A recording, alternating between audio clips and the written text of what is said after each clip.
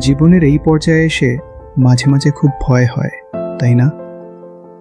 সামনের দিনগুলোতে একটা ভালো সুযোগ পাবো তো? অপেক্ষার প্রহরগুলো কবে শেষ হবে? এই অজানা চিন্তায় কত রাত যে নির্ঘুম কাটে।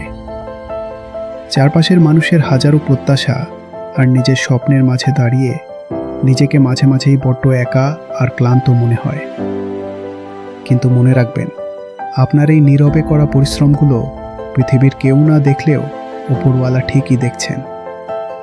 সাময়িক কোনো ফলাফল বা কয়েকটা বন্ধ দরজা কখনোই আপনার চূড়ান্ত যোগ্যতা নির্ধারণ করতে পারে না। হতাশার চাদর সরিয়ে নিজের উপর একটু বিশ্বাস রাখুন আর চেষ্টা চালিয়ে যান।